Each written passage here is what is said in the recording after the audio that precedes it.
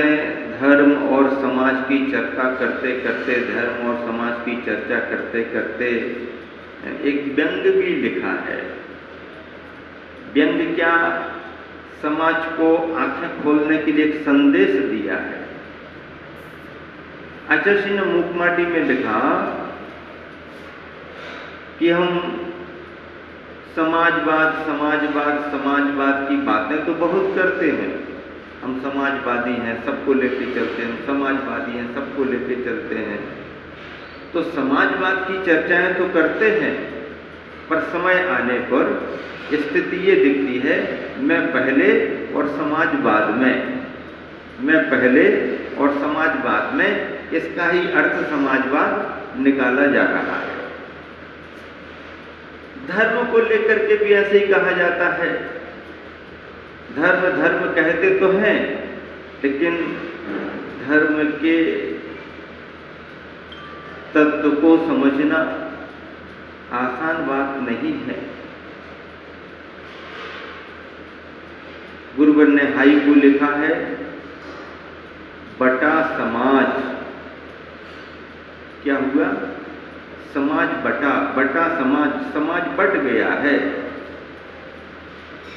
पंथ जातिवाद में समाज बटा, पंथ जातिवाद में, धर्मवाद में, धर्मवाद में, अभी क्या? पंथ जातिवाद।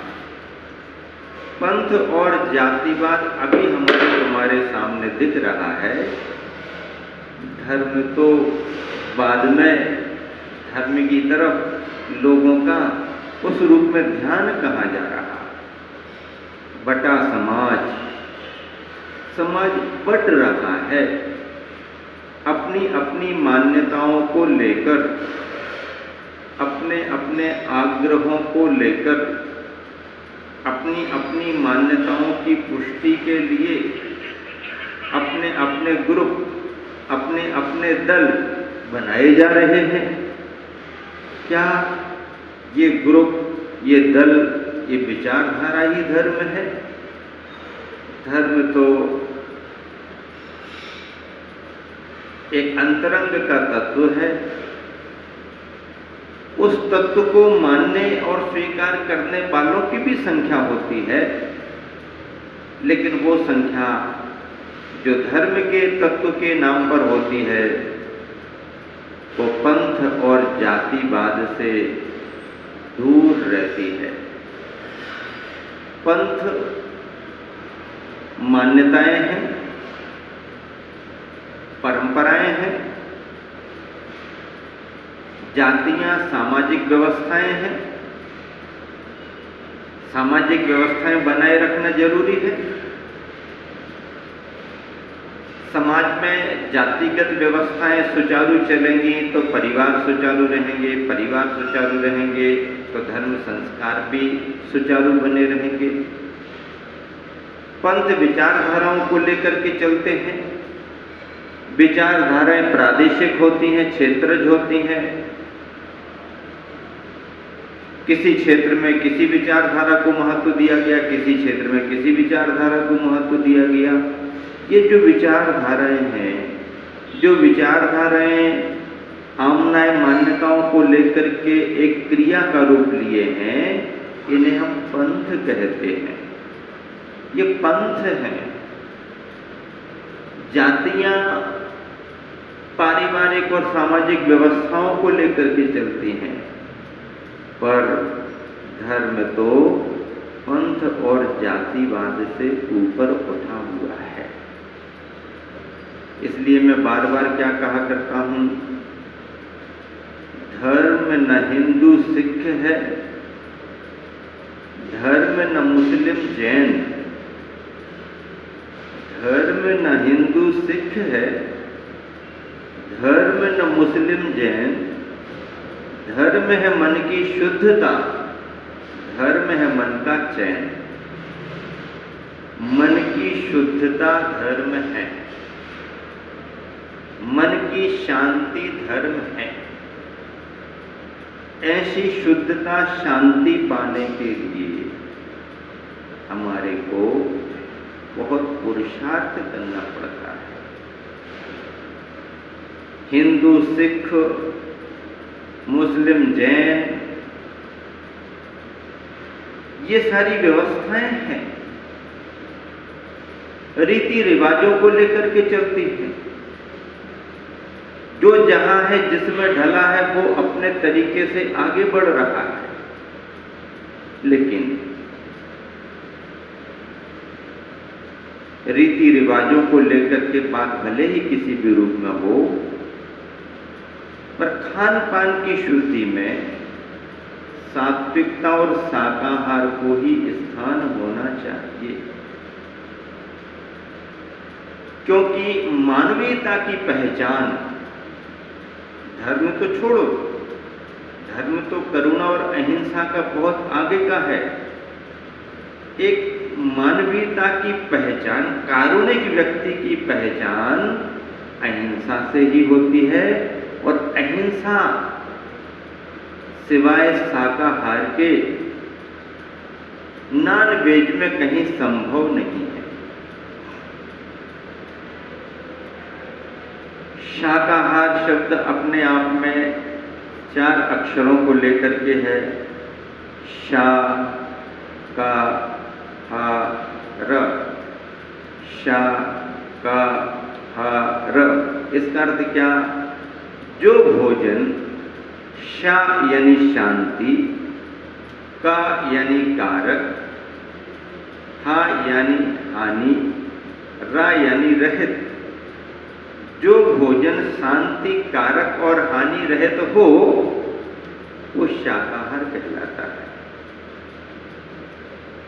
जंगलों में मर्यादा पुरुषोत्तम श्री राम रहे, क्या भोजन किया उन्होंने? किसी जीव को उन्होंने खाने के लिए मारा नहीं।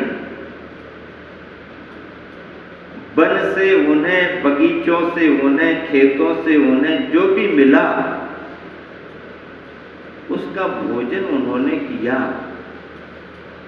अपने भोजन के लिए किसी जीव की हिंसा नहीं की। अरे वो तो बहुत आगे की बात है। मर्यादा पुरुषोत्तम थे, दयावान थे, जीवों पर दया करने वाले थे, उनकी बात तो छोड़ो। राजाओं के भी ऐसे उदाहरण आते हैं कि जंगलों में भूखे रहना पड़ा तो रहे,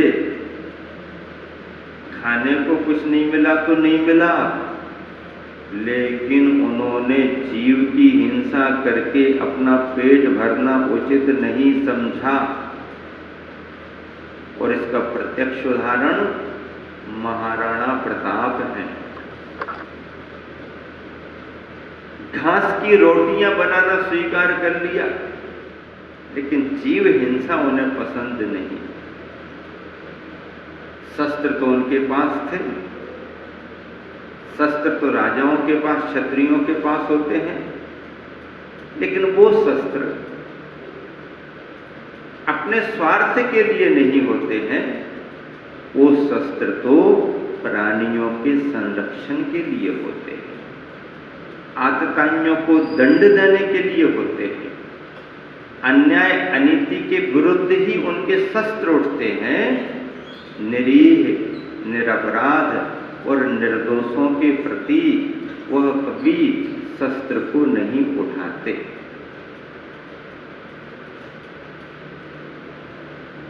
धर्म है मन की शुद्धता, धर्म है मन का चैन। मन की शुद्धता और मन की शांति, इसी का नाम धर्म है। और ऐसे आनंददायी तत्व को पाने के लिए हम सभी को परिणामों को टटोलना बहुत जरूरी है।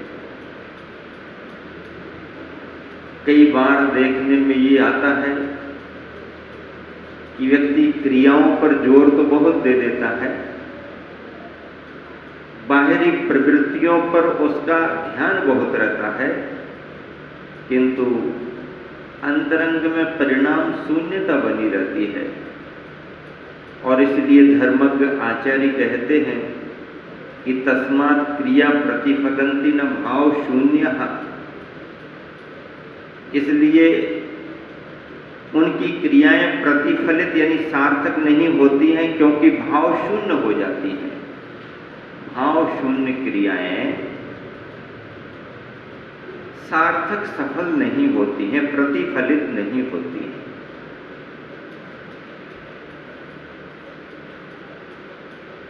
भावों को पकड़ करके यदि हम क्रियाएं करते हैं तो हमारी क्रियाएं धार्मिक मानी जाती हैं।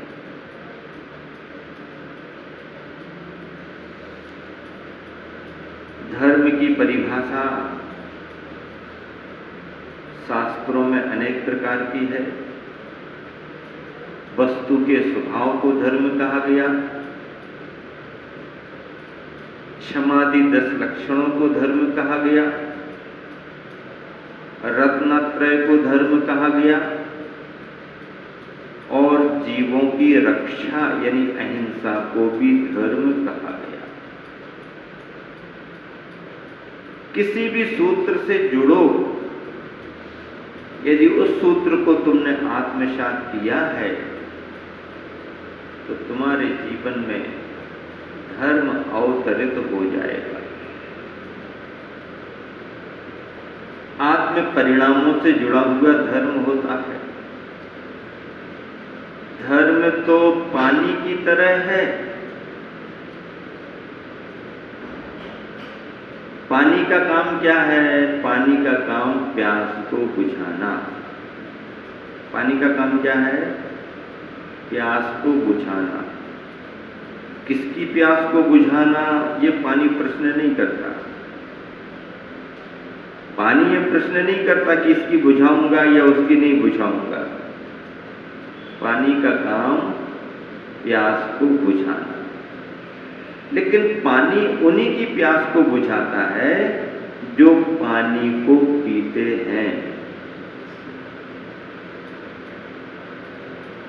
पानी को पीना पड़ता है क्या?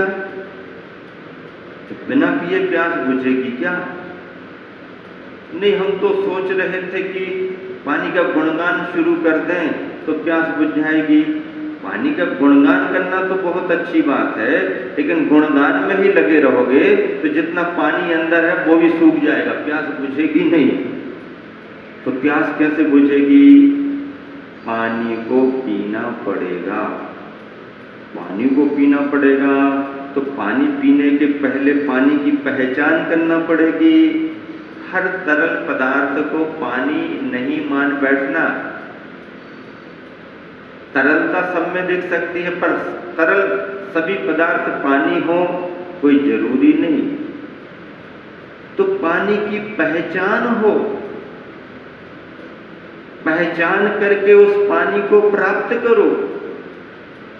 प्राप्त करके उस पानी को पियो और अपनी आत्मा को तृप्त करो। तृप्त हो जाती है। नहीं, हम तो पानी को भर करके रख लेंगे। भर करके रखने से थोड़ी प्यास बुझेगी। नहीं, बाटल तो साथ में ही तो रखी है, दिन भर रखे रहो, क्या फर्क पड़ेगा? जब पानी पास में है तो प्यास तो बुझना चाहिए। देखने से बुझती है क्या? देखने से तो और ज्यादा लगती है। प्यास तो पानी पीने से बुझती है। पानी की तरह धर्म का भी स्वभाव है। धर्म ने कभी भेदभाव नहीं किया। मैं इसका कल्याण करूंगा, इसका नहीं करूंगा, नहीं। धर्म ने सभी का कल्याण किया है। जिन्होंने धर्म को धारण किया है, धर्म ने उन सभी का कल्याण किया है।